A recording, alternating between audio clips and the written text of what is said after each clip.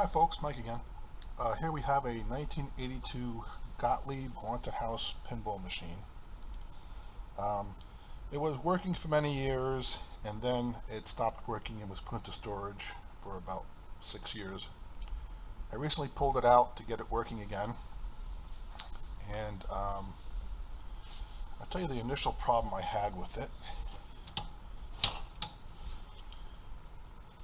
was I took off all the cables from the power supply here, except for this one I think it was, which supplies power into this board. The other cables bring power out to the other boards, I think. So, testing the voltages, I did not have, the only one I did not have was the plus 5 volts, which works the CPU over here. And after test, I took the board out, and after testing things on it, I had to replace this transistor and this regulated chip back here. I tested the pins coming out, and it wasn't supplying the correct output. So I replaced the chip, replaced the transistor, and put it back in, and I still was not getting plus 5 volts. But now at least what was coming out of the chip was correct.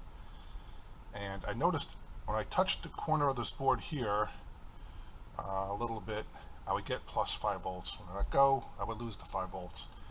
And then I started just touching around various areas of the board. When I got really close to here, the slightest touch made it come on and off. So I looked in the schematics, and there's a trace that goes from this pin of the transistor to this resistor over here. And so let me just try jumping it with alligator clips, and then I got a consistent 5 volts. So I put a jumper wire across here. I must have broken a trace when I replaced this transistor. And I put a jumper wire here because I did not want to have to take this board out again. Every time you take a board out, it gets flexed and you'll end up breaking more traces. So I figured I'll put just jumper wire here on the outside, on this side of the board. And someday if something else, another component goes on here, then I'll put this trace on the back of the board. So after I fixed that, the game powered up fine, worked beautifully. Played a couple hundred games on it, replaced the rubbers, cleaned the playfield, everything else. Played a couple hundred games on it, and then the ball got stuck behind this rubber and burned out a coil and blew a fuse. So I lifted the playfield up vertically and had it leaning up against the backboard, replaced the coil, fuse, everything else, got it working again, and then turned the game on, and it blew the main fuse down by the power switch. And that caused a whole bunch of cascading problems after that. What I did was, I have a circuit breaker that was around the same amperage value as the main fuse. So I put the circuit breaker in place. Not allowed me to track back where the problem was after about a day or so. Eventually tracked it back to the transformer in the bottom of the cabinet here. What must have happened when I pulled the playfield forward to fix this coil, the wiring harness back here must have gotten behind this transformer and bent the tab on the back in and shorted it out against its metal housing. And that's what was causing the fuse to blow. Once I bent that back, taped it up, the fuse stopped blowing, and machine powered up fine. The other problems that caused was the third and fourth player. There's one segment that stays on all the time now, and I think that goes back to a chip being blown on the CPU board. I'll have to check into that further, but that's no big deal. I also have, this has the original 5101 chip in it. I have the NVRAM to replace that. like I said, I don't want to take this board out and cause more problems by flexing it. I'll wait until I get the correct circuits, the correct IC I need to fix the extra segment on player 3 and 4. Then I'll take the CPU board out, put the NVRAM on, and replace the chip for the segment. But the other problems it caused was, what the heck was it? Oh, the F14 fuse blew as soon as I turned the power on. And I didn't have a correct circuit breaker to replace the fuse while I was doing the testing to find out the cause of it. What I did was instead, I took an old light socket,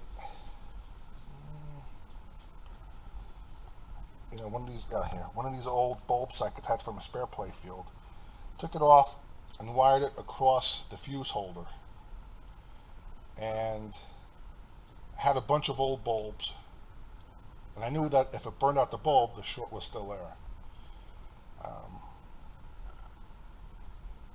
So eventually tracked it back to the up kicker from the main play field to the upper play field.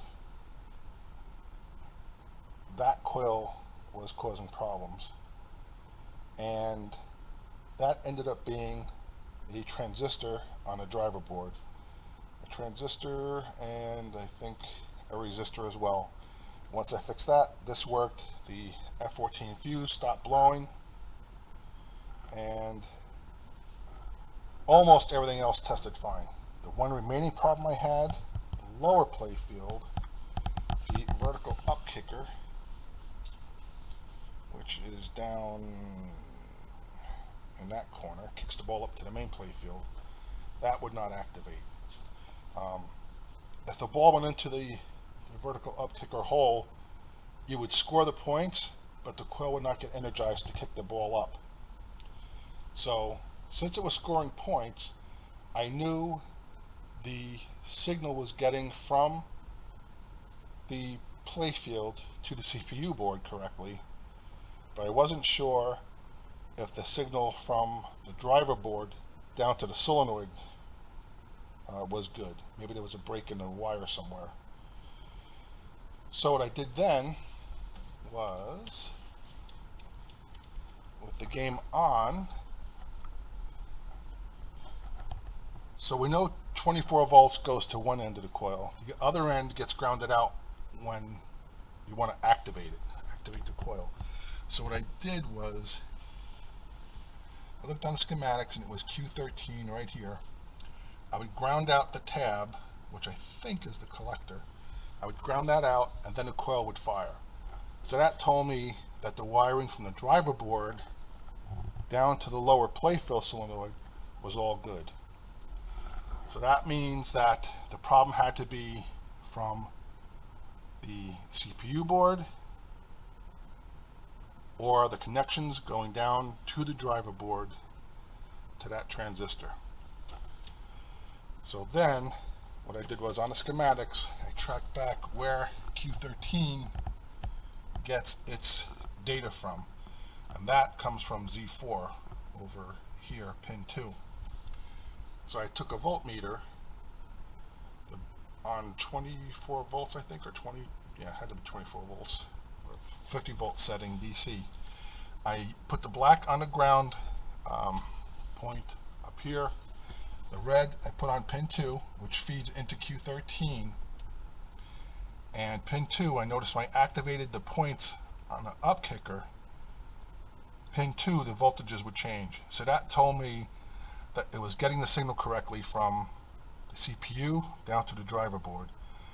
So that meant that the only place where there could be a problem was the trace from pin 2 down to Q13, or Q13 and its associated resistor may be the problem. So at that point it was worth for me to take out the driver board, check the traces, and they were fine. So the only thing could be was Q13 and possibly its resistor. So I replaced Q13 and the resistor tested fine. But I replaced Q13. I only have a few of these MPS U45 transistors left, and I did not want to use them. I noticed on the schematic that Q15 transistor was not being used, so I unsoldered it from here and put it into Q13 spot, and now the up kicker is working fine. So the game is back to normal, working great again. I just got to put everything back onto the playfield, the plastics and all the rest of that stuff. You probably noticed that I'm missing the one plastic here. It was missing since we bought the machine.